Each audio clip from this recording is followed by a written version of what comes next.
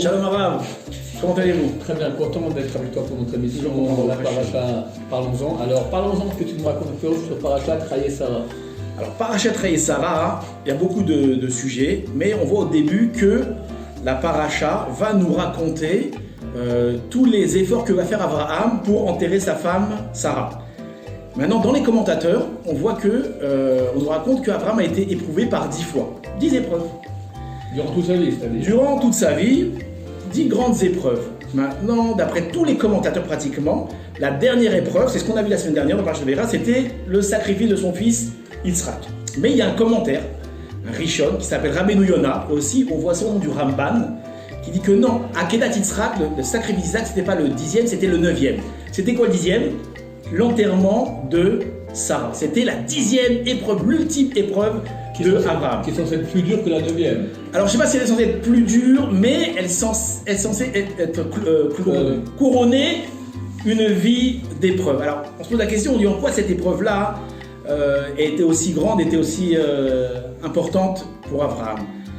Alors j'ai vu quelque chose de très joli, il explique comme ça, il dit que dans la vie un homme il a des... Alors juste pour expliquer c'est quoi l'épreuve, qu'est-ce qui se passe, il arrive après Gad Yitzhak, il trouve sa femme décédée, et bien entendu, il faut rapidement l'enterrer. Donc il cherche un endroit où enterrer sa femme, il tombe face à un escroc qui s'appelle Ephron qui va lui extirper une somme énorme d'argent, 400 pièces d'argent, c'est un truc, c'était une somme incroyable à l'époque. Abraham n'a pas trop le choix, d'accord, alors il va accepter et il va l'enterrer. Donc c'était une sorte il n'était pas très à l'aise, il ne s'attendait pas à ça. Lui il vient d'Akedat Yitzhak, il imagine que des grandes choses. C'était quoi l'épreuve?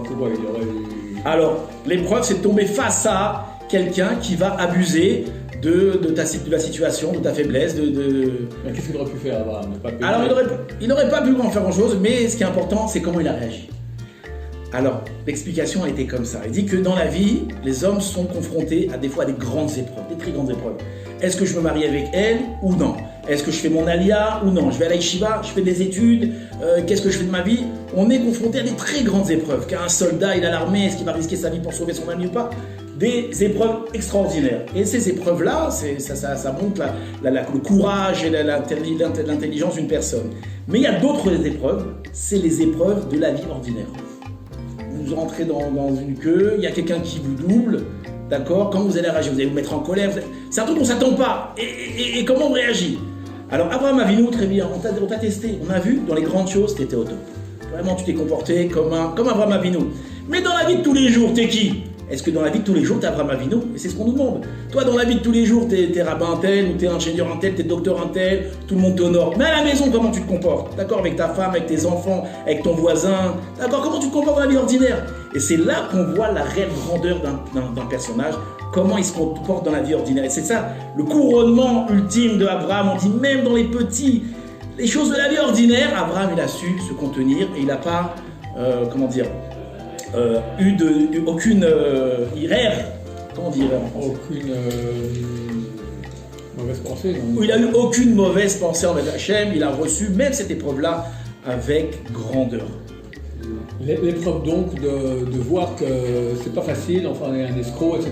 Il aurait pu réagir, crier, pleurer.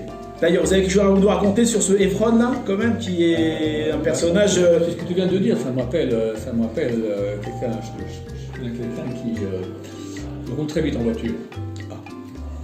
Et un jour, il a mis il a pris une voiture, il avait une bonne voiture avec un truc qui calculait l'essence. Quand il met le gaz à fond, combien ça prend beaucoup plus d'essence. Il m'a raconté qu'il a remarqué que depuis, il roulait de façon beaucoup plus prudente.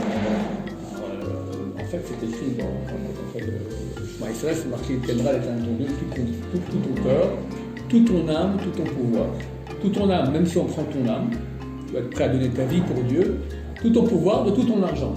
Pour la question, si quelqu'un est prêt à donner son âme, il est prêt à donner aussi son argent. Il s'agit de dire non, il y a des gens qui préfèrent leur argent plutôt que leur âme. Ça peut peut-être être dans un vie, nous voir comment est-ce qu'avec l'argent il va être proche. Comme tu as dit, c'est une preuve de l'ordinaire. Philippe m'a dit, j'ai remarqué que quand c'était ma vie qui était en jeu, je roule rapidement, je mets ma vie en danger, j'ai rien à faire. Je vois maintenant que je dépense plus d'essence, alors c'est fou, hein, et beaucoup de gens sont comme ça. C'est-à-dire qu'on croit que l'argent n'est pas trop important, et des fois on préfère l'argent que sa propre vie. Ce Ephron Ephron, personnage intéressant. Hein. Ephron, Gamatria, Arbamot, 400. 400, la valeur numérique 400 du mot Ephron. Dans cette 400, c'est les forces du mal. Esav vient tuer Jacob avec 400 hommes, et 400 hommes en Égypte. Le roi David, il part en guerre avec 600 hommes pour tuer Amalek. 200 restent avec le campement. 400 partent en guerre et tuent tous les Amalécites, sauf 400 qui arrivent à s'échapper. D'ailleurs, même en français, ils en ont fait un dicton. On a fait les 400 couples, 400, 500, 600, moins, d'accord. C'est clair, c'est les forces du mal. C'est intéressant aussi de voir que Ephron, les lettres qui composent son nom, la racine c'est Ain Peresh, c'est la même lettre que le mot Oref. Oref c'est la nuque. En fait, d'après la mystique juive, la face c'est la sainteté. Derrière, c'est les forces impures, qu'on excrète par derrière. D'accord. Maintenant, le sommet des forces du mal, c'est ici à la nuque. On voit que beaucoup de grands ennemis du peuple juif ont les mêmes lettres. Pharaon, c'est les mêmes lettres. Arafat, c'est la même racine aussi. D'accord. C'est ça, vraiment les grosses forces du mal. C'est intéressant aussi de voir que lorsque les gens sont dans l'impureté, alors ils vont développer le côté de derrière. C'est quoi le flux de derrière? C'est en fait les cheveux longs. On sait que les cheveux, c'est les forces du mal. Si quelqu'un rêve que les cheveux longs, c'est pas bien. S'il rêve qu'on lui coupe les cheveux, c'est très bien. Parce qu'avant Rosh Hashanah, c'est bien de se couper les cheveux. Le jour du jugement, c'est bien d'avoir peu de force du mal. Et quand ces gens font le chouva, c'est marrant parce que tous les cheveux qu'il y a derrière, hop, ils passent devant. Ça, c'est la sainteté. La barbe, c'est la sainteté. C'est pour Ephron. J'aurais encore quelque chose à dire, mais je te laisse. Non, moi j'avais une petite remarque à vous faire. Qu'est-ce que vous pensez de ça On voit qu'Abraham est parti faire une mitzvah et il revient et il voit sa femme décédée dans de tristes circonstances, enfin de bêtes circonstances. J'ai entendu un chidouche de Rav Shimshon Pinkus à ce propos. Très attendu. C'est quoi l'histoire? Donc un messager est venu dire à Sarah, extraordinaire, votre fils a failli se faire égorger. Elle a entendu ça, il voulait continuer. Et Baruch Hashem, il est vivant, il ne s'est pas fait égorger. Elle a entendu ça, et le choc, déjà âgée, elle avait 127 ans à l'époque, d'accord? Donc elle a pas eu de coup, crise cardiaque. Et là, il faut apprendre à être très délicat avec sa bouche. Je me souviens quand j'étais à l'armée ici, on avait fait la guerre en 1982 avec la guerre du Liban. Et on n'avait aucun moyen de communiquer avec la famille, etc. Quand un partait pour un week-end, comme ça, etc., il y avait quelques-uns qui pouvaient sortir de temps en temps, alors on dit tiens, on va faire du temps, etc. Il n'y a pas de téléphone portable à l'époque, rien, absolument rien. D'accord, on ne savait pas ce qui se passait. Une fois, on a eu un téléphone, nous on pouvait parler, mais eux ne pouvaient rien dire. Oh, terrible. C'était un truc de chant, etc. Alors, il y a un truc, une voix sacro-sainte. On ne disait pas bonjour, je suis un ami de votre fils. Militaire, qui est à la guerre. Parce que le type a une crise cardiaque, on vient de mourir. Pourquoi est-ce que maintenant on m'appelle un ami de mon fils? Certainement qu'il lui faudrait quelque chose. Terrible. Alors on disait, vous avez les salutations de votre fils. Oh. Ah oui, voilà, je suis son ami, on est ensemble dans le même combinaison, tout va très bien, etc. Faire attention aux paroles. C'est connu aussi quand un mari rentre à la maison, il doit taper à la porte. Des fois, il faut avoir très peur. En plus, quelqu'un est vu, il a cœur sensible. Aussi les bonnes nouvelles, quand les mauvaises nouvelles, il faut très lentement aller annoncer cela. Dans ce petit rachis-là, il y a beaucoup de enseignements extraordinaires. Alors moi, je vous en dis un autre, brave. Remarquez que lorsque Abraham a envoyé donc Eliezer chercher une femme pour Yitzhak, il est revenu avec Rivka. Et là-bas, Rachi nous dit que Rivka a remplacé Sarah. D'accord? Ça veut dire qu'elle est venue comme Sarah. Comment elle a remplacé? Alors ici, nous dit Rachi que lorsque Sarah était vivante, il y avait donc trois choses. Que la lumière des nérodes de Shabbat, c'est la lumière du Shabbat au Shabbat. La deuxième chose, c'est qu'il y avait la bénédiction dans la pâte. Ça veut dire apparemment, on faisait un petit peu de pâte et elle gonflait extraordinairement. Et la troisième chose, nous dit Rachi, c'est qu'il y avait une nuée qui était fixée au-dessus de la tente.